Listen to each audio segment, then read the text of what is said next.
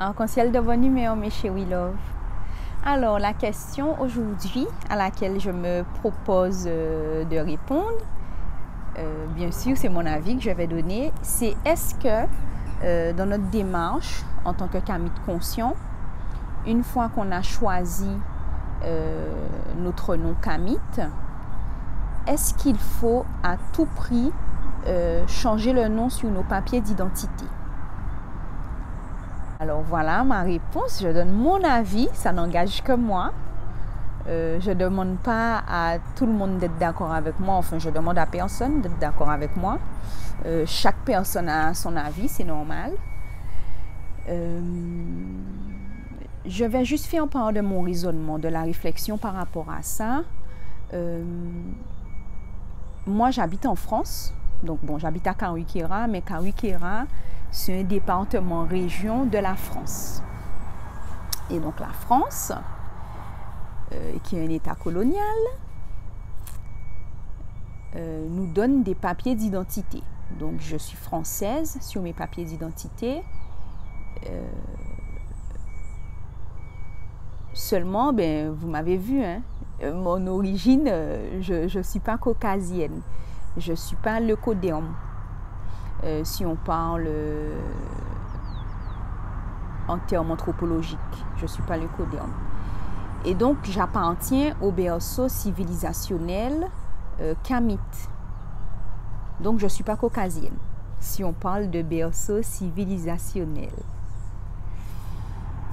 Et je ne vois pas pourquoi j'aurais besoin d'aller au tribunal, de payer pour pouvoir changer mon nom. Parce que j'avais entendu dire que c'était possible de mettre dans le nom d'usage notre prénom Kamite, notre nom Kamite, parce qu'il n'y a pas le concept de prénom à Kama. Je me suis renseignée et c'était plus compliqué que ce qui m'avait été dit. Donc, c'est impossible d'avoir mon nom Angalia sur mes papiers. Donc, simplement, pourquoi on a besoin d'aller payer l'administration, d'aller payer les tribunaux français pour qu'ils puissent mettre notre nom sur un papier? Pour nos enfants, c'est le moment de faire les bons choix et de leur donner des noms Kamites d'emblée. Je dis des noms Kamites, de leur donner. Je ne dis pas de créer des noms Kamites, parce qu'on sait très bien la vibration du nom.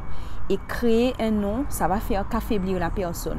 Prendre un morceau du prénom Stéphane et du prénom du papa Stéphane et du prénom de la maman Sophie et appeler l'enfant, bon allez, Stéphie, pour le coup ça sonne à peu près bien, ou Stéphafi, ou Sophane, si c'est un petit garçon, c'est affaiblir l'enfant, parce qu'en plus, on mélange dans cet enfant-là les effluves, la personnalité et les effluves de deux personnes, parce que Stéphane, il a son caractère et son tempérament, et Sophie aussi. Et même si l'enfant, c'est un mélange des deux parents, mais chaque parent est unique. Alors, couper le nom de ces parents-là, qui représentent des noms leucodermes, donc des noms d'ancêtres de nos oppresseurs, et le mélanger dans un nom, mais ça ne peut créer qu'un méga déséquilibre en fait. Donc, je reviens sur le sujet. Ça ne sert à rien. De mon propre avis, hein. Peut-être que mon avis va changer, hein, parce que rien n'est figé. Donc, mon avis peut changer. Mais pour le moment, là, aujourd'hui, ça ne sert à rien d'aller payer les tribunaux pour qu'on puisse noter sur nos papiers un nom. De manière administrative, on a un nom, ça va rester. Et comme ça se faisait pour les anciens, et si tu es de Karuikera ou que tu es du Nil, ou même que tu es Kamite, hein, parce que je pense qu'à Kama aussi ça se fait, on a un nom et ça s'appelle, c'est un petit nom, ça s'appelle un petit nom savane. C'est-à-dire par exemple, J'ai un aïeul qui s'appelle, enfin, aïeul d'adoption, qui s'appelle Denise. Eh bien, son petit nom, tout le monde l'appelait Yéyé. Bon, pour le coup, Yéyé, c'était parfait parce que c'est son cradène, ça veut dire la position, l'ordre dans lequel elle est née par rapport à sa fratrie.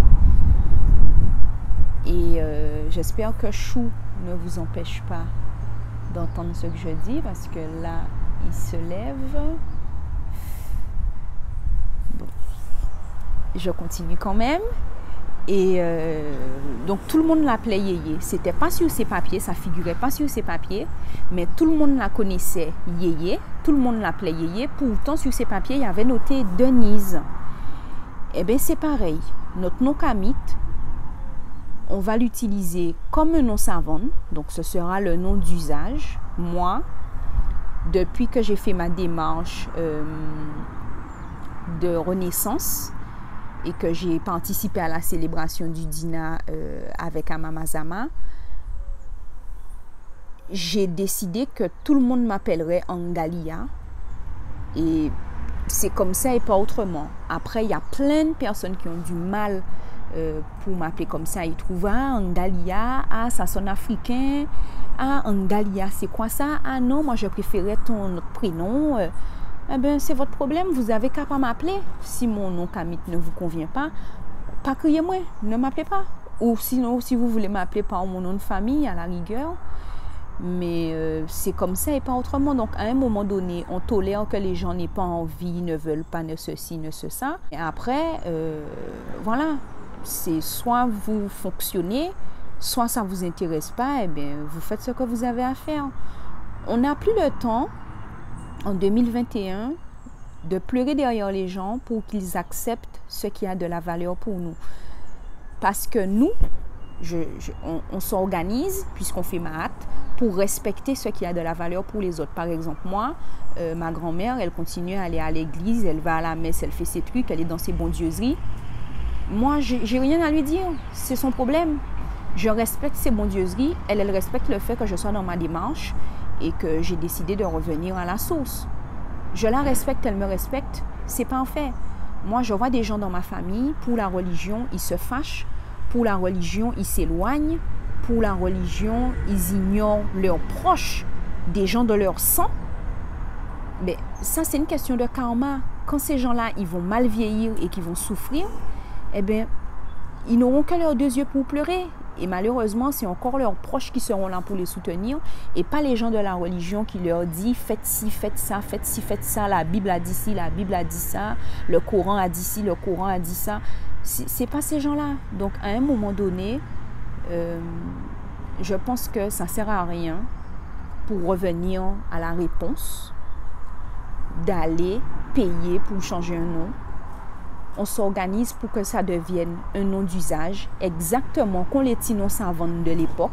Je suis sûre que dans ta famille, autour de toi, il y a des gens comme ça, ils ont un prénom sur leur papier et soit on les appelle par un autre prénom dans leur quotidien, soit on les appelle par un petit nom. Eh bien, c'est ce qu'on va faire. Notre nom kamite va devenir notre petit nom, notre prénom, notre surnom, notre blase, ce que tu veux. Ce sera notre nom kamite. Et administrativement, on aura nos documents qui vont rester comme ça. Maintenant, après, c'est à nous, pour la génération qui arrive, nos enfants, dès qu'on a un enfant, dès qu'on a quelqu'un qu'on sait que la personne elle est enceinte ou que des gens vont être parents, on essaye de leur expliquer la démarche du nom kamite, comment ils peuvent aider leurs enfants dans cette démarche-là. D'ailleurs, moi, j'ai été la première surprise. J'ai une cousine, bon, c'est pas vraiment ma cousine germaine, c'est un peu éloigné, mais elle a choisi des noms kamites pour son fils. Ben, j'étais sur le cul parce que je ne m'attendais pas du tout à ce qu'elle fasse ce genre de choses. Après, elle est ouverte d'esprit, c'est une jeune femme brillante, elle est intelligente, tout ça, mais j'ai pas pensé qu'elle aurait eu l'excellence, hein, parce que pour moi, c'est un truc excellent qu'elle a fait avec son mec. Tous les deux, ils ont choisi des noms kamites pour leur garçon. Et vraiment, c'est le meilleur cadeau qu'on puisse faire à nos enfants, c'est de leur donner un nom originel. de la même manière que les autres communautés le font, nous aussi, on doit revenir à ce qui est à nous. Je ne demande pas aux gens de s'afficher, de dire « ouais, moi je suis kamite »,« ouais, moi je porte le hank ». On n'a pas besoin trop de se légitimer. De toutes les façons, quand on est dans une démarche de retour à nos valeurs ancestrales, ça se ressent, ça se voit de toutes les façons, puisqu'on est cohérent. Il suffit juste d'être cohérent. On n'est pas là pour prêcher quoi que ce soit, on n'est pas là pour évangéliser les gens. Encore une fois, le meilleur moyen de faire comprendre que la tradition ancestrale, c'est ce qui nous fait vibrer, c'est d'être excellent, cohérent et de continuer à faire avancer notre communauté économiquement. Voilà. J'ai dit tout ce que j'avais à dire. J'ai beaucoup parlé. Je vais essayer de revenir à mes petits formats parce que moi, la première, j'ai pas trop le temps de regarder des lives de 3 heures, des bavardages sur YouTube parce que on doit utiliser notre temps précieux pour revenir à la lecture, lire des livres conscients. On doit utiliser notre temps pour faire des travaux avec nos enfants, lire des livres, regarder des séries où on est représenté de manière valorisante, faire des jeux en extérieur, profiter même de l'extérieur, partir en randonnée, aller à la rivière, aller à la mer, profiter de nos fruits, de nos légumes, profiter un maximum de ce qui nous est donné. Et il faut qu'on arrive à mettre de côté les réseaux sociaux avec le divertissement parce que même si les réseaux sociaux nous aident pour ceux qui sont confinés, ça nous aide d'avoir Internet et de regarder l'extérieur, mais on doit un maximum privilégier l'humain. Voilà, c'est l'humain. On doit revenir à l'humain. C'est ce qui va nous aider à avancer et à vivre en harmonie, à vivre comme Maat nous demande de vivre. Voilà, chez We Love. C'était tout pour aujourd'hui. C'était déjà pas mal et on se dit à bientôt dans une prochaine vidéo. N'hésite pas à faire un tour sur mon site angaliapositivevibes.com. Je te l'écris pour pouvoir t'inscrire à mes newsletters. Et puis, on continue d'avancer vers l'excellence. À bientôt.